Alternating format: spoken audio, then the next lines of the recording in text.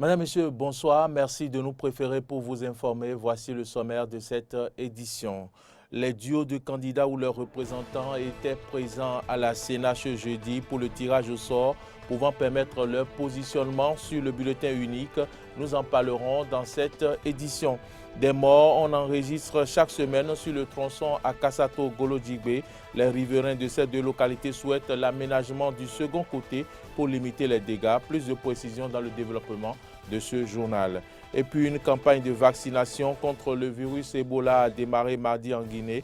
Le pays se donne 6 semaines pour éradiquer cette nouvelle poussée de la maladie. Voilà pour le sommaire.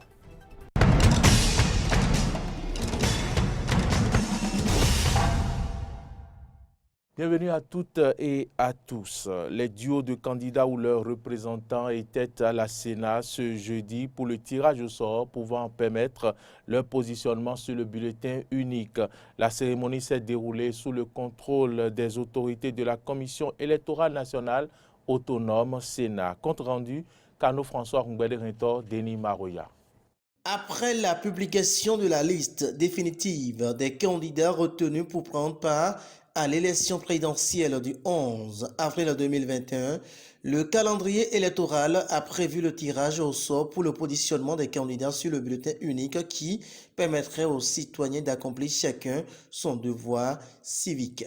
C'est à cette fin que nous vous avons conviés à cette séance de travail qui est devenu un rituel depuis que nous organisons les élections dans notre pays. C'est une cérémonie qui sera fort simple. Il s'agira, dans le sens, dans l'esprit de transparence, dans l'esprit d'équité, de faire en sorte que, par le jeu de la déesse Fortuna, que chacun puisse être positionné sur le bulletin unique à travers un tirage au sort. Suite à ces propos introductifs du président de l'Arsénat, Emmanuel Tiando, chaque duo ou représentant de duo a procédé au tirage au sort. Numéro 1.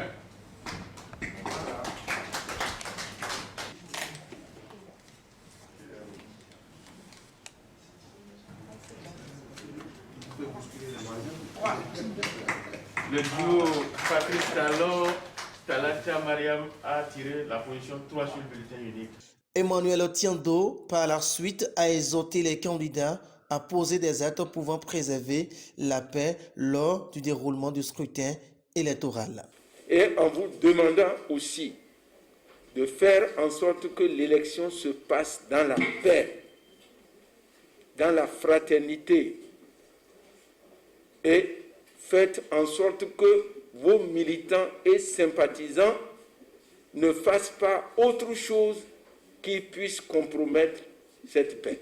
Passé cette étape, la suite du processus électoral est la présentation du spécimen du bulletin unique qui est prévu dans les tout prochains jours.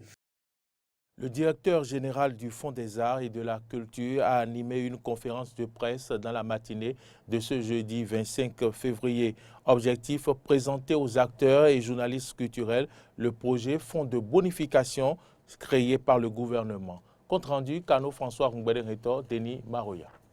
Annoncé en 2016 comme étant un point phare qui existe dans le programme d'action du gouvernement, le projet Fonds de bonification a fait objet d'un point de presse que le directeur général du Fonds des Arts et de la Culture a animé ce jeudi 25 février.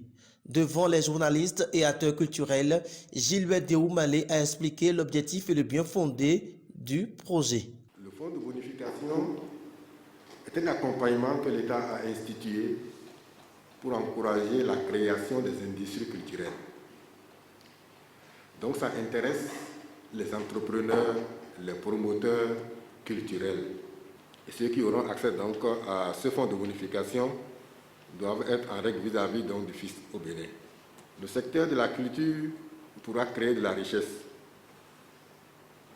Il y aura la création d'emplois et par ce biais, on pourra booster l'économie culturelle. Alors, aujourd'hui, le fonds de bonification, concrètement, vient offrir aux artistes les moyens de sortir des œuvres compétitives, donc de qualité. Aujourd'hui, c'est une réalité. Le fonds de bonification est créé, est né. Et ça permettra donc de régler beaucoup d'autres problèmes liés à la vie quotidienne. Parce que lorsque le secteur est suffisamment professionnalisé et qu'on travaille avec les artistes dans un élan d'autonomisation, il est clair désormais que les artistes vont commencer par vivre de ce qu'ils font. Qui sont alors ceux qui sont concernés par le fonds de bonification? Le fonds de bonification ne concerne pas directement les créateurs des œuvres d'esprit. Je l'ai dit. Le fonds de bonification, par exemple, ne concerne pas un plasticien. Ça ne concerne pas un musicien.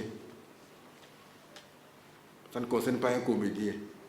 C'est pour les entrepreneurs. C'est deux choses différentes. L'artiste peut être entrepreneur, ça c'est un autre problème. Donc, si vous avez la volonté, le désir, le besoin de créer une industrie, vous vous adressez au fonds de bonification.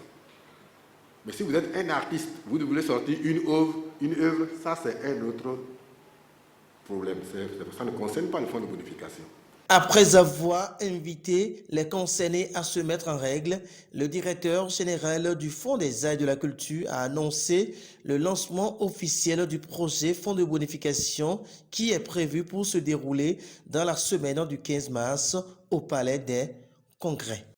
Autre information dans ce journal, le ministre de la Communication, Alain Orunla, porte-parole du gouvernement, prévient contre les incitations à la violence via les réseaux sociaux en cette période électorale. Plus de précisions dans cet élément que je vous invite à suivre. Je voudrais vous rassurer et à travers vous, le peuple béninois, ainsi que l'opinion, que le gouvernement prend et prendra toutes les dispositions pour prévenir et décourager tout acte de violence ou d'appel à l'insurrection. Je voudrais également vous dire que les auteurs de tels agissements répondront inévitablement de leurs actes devant les tribunaux, car le Code du numérique interdit l'utilisation des réseaux sociaux à des fins criminelles. C'est l'occasion pour le gouvernement d'exhorter tous les acteurs politiques et par-delà eux, tous nos concitoyens, à promouvoir des comportements républicains, des comportements de paix.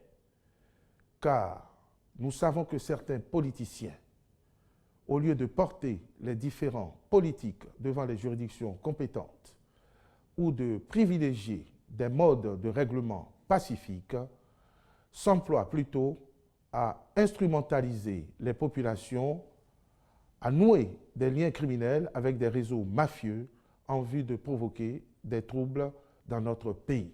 C'est notamment dans ce cadre, comme vous avez pu en avoir écho, que le procureur spécial près la Cour de répression des infractions économiques et du terrorisme a entrepris d'écouter certaines personnes dont l'activité suspecte et les agissements répréhensibles commandent qu'elles s'expliquent devant la justice. En tout état de cause, le gouvernement prendra toutes ses responsabilités pour rassurer nos compatriotes, pour garantir un processus électoral paisible et surtout pour sanctionner avec la dernière rigueur tout auteur de troubles ou de violences à l'occasion de ces élections à venir.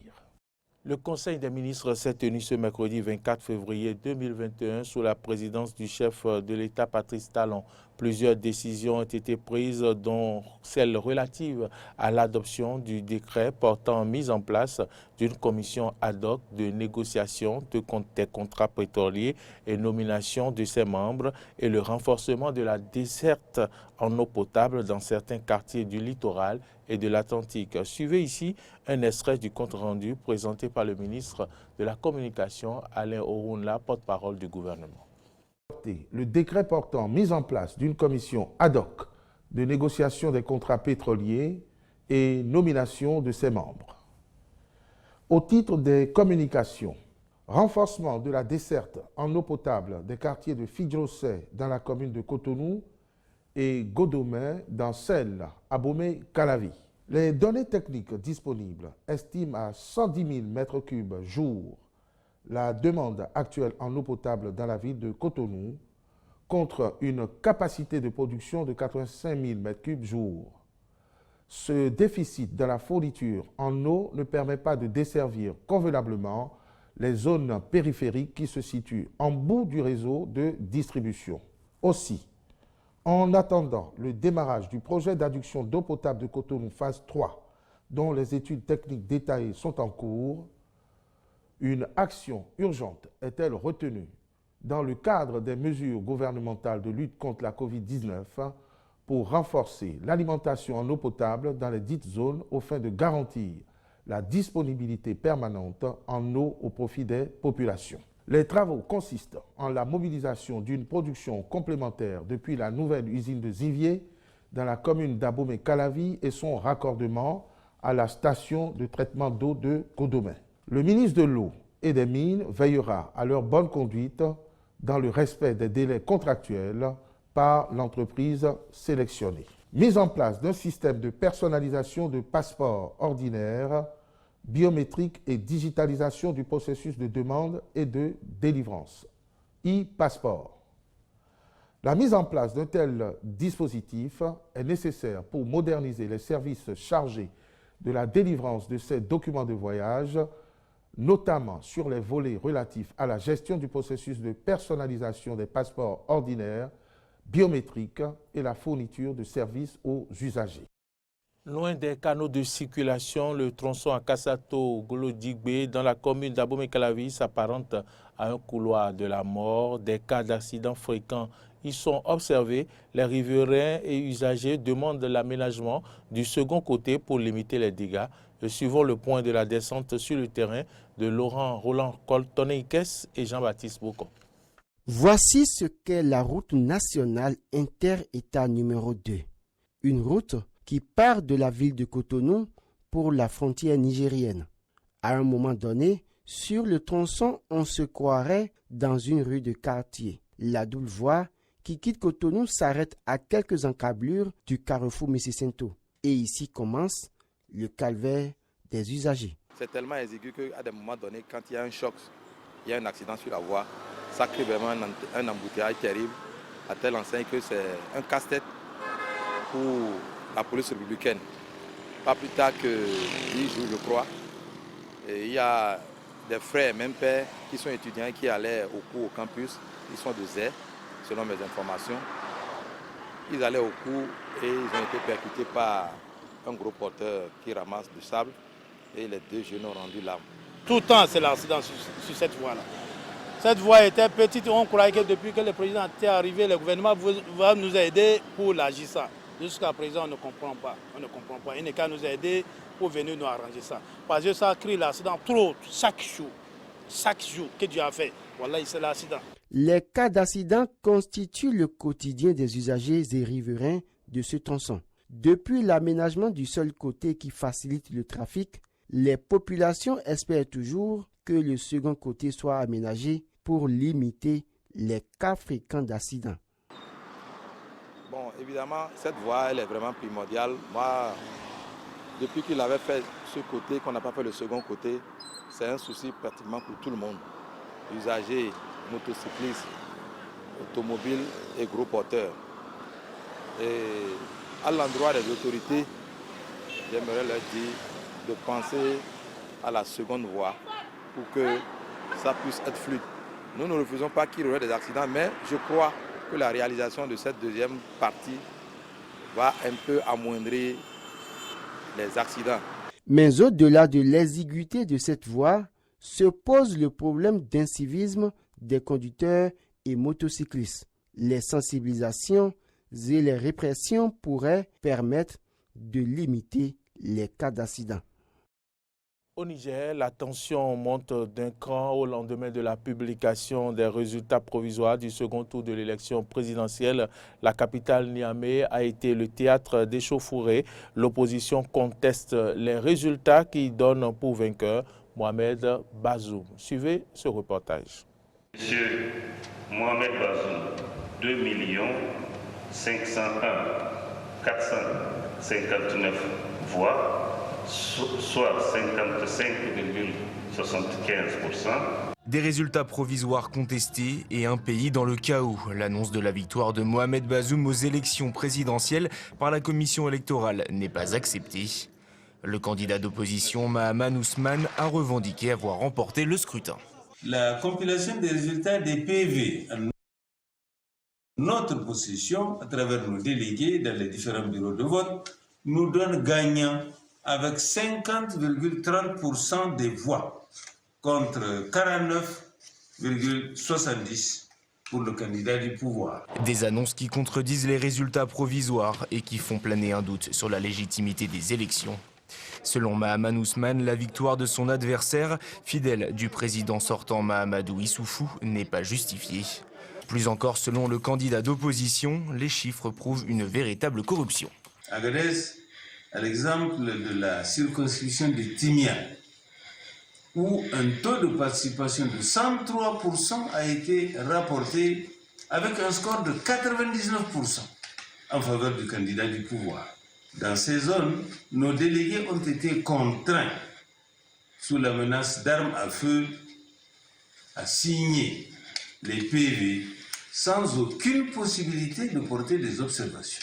Et cette prise de parole diffusée mercredi matin et dont les chiffres n'ont pas été authentifiés a été suivie par plusieurs manifestations dans le pays. C'était notamment le cas dans la capitale, Niamey, où une station-service a été vandalisée. Et des affrontements entre protestataires et forces de l'ordre ont également éclaté. Le dégât qu'on a fait, c'est à cause de résultat qu'il a mis. C'est à cause du résultat qu'on ne veut pas. On a dit quand Bazoum n'a pas venu de première position. C'est à cause de ça qu'on a sorti. On a sorti pour faire des dégâts. C'est pour cela. Parce qu'on ne veut pas le Bazoum, on ne veut pas. Même demain, on ne veut pas le Bazoum. L'accès au réseau Internet a quant à lui été considérablement réduit dans les villes de Niamey et Zinder, sans explication apparente. Et si pour le moment les résultats des élections présidentielles ne sont que provisoires, l'objectif initial est loin d'être atteint. En effet, c'est la première fois depuis 60 ans qu'un président va succéder à un autre président élu démocratiquement. Reste à savoir qui de Mohamed Bazoum ou de Mahaman Ousmane récupérera la tête du Niger et pourra rassembler un pays qui semble divisé. C'est désormais à la Cour constitutionnelle de trancher. Toujours en interactualité, le virus Ebola est récemment réapparu en Afrique de l'Ouest. L'épidémie a été déclarée le 14 février dernier. La Guinée a commencé à immuniser sa population contre cette fièvre hémorragique mortelle. Le pays se donne 6 semaines pour éradiquer cette nouvelle poussée de la maladie. Reportage. Des conteneurs de plusieurs dizaines de milliers de doses de vaccins contre Ebola, tout fraîchement arrivés en Guinée et fournis par l'Organisation mondiale de la santé. Ce mardi, presque immédiatement après l'arrivée des 11 000 doses de vaccins dans le pays, la campagne de vaccination contre le virus a été lancée dans la préfecture de Nzéré-Koré, dans le sud-ouest du pays, à l'épicentre de la résurgence de l'épidémie qui frappe à nouveau le pays. Les premières doses ont été inoculées aux résidents qui ont été en contact avec des malades, ainsi qu'au personnel soignant de la région, heureux de se voir enfin protégés par cette campagne vaccinale.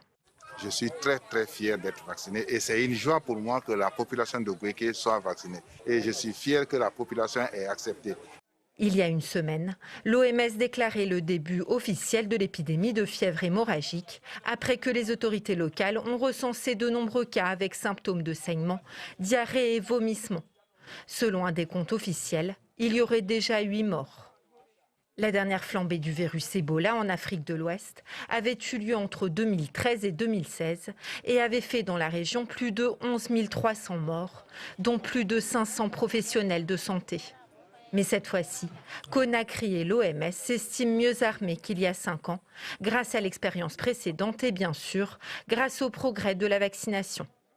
Avec le sérum efficace contre la souche Zaïre du virus, celle qui semblerait être présente en Guinée, les autorités sont confiantes quant à l'évolution de l'épidémie. Les vaccins qui sont mis à disposition aujourd'hui à travers le programme des urgences de l'OMS seront à mesure de nous aider à stopper la propagation de la maladie. Ils sont destinés essentiellement au cercle des contacts des cas que nous connaissons, mais aussi à un deuxième cercle éventuellement pour nous assurer d'interrompre la chaîne de transmission. C'est déjà un sentiment de satisfaction. Et si aujourd'hui nous avons procédé au lancement de la vaccination, ça veut dire que dans un bref délai, moi je me dis dans 6 semaines plus tard, nous allons finir avec cette épidémie d'Ebola.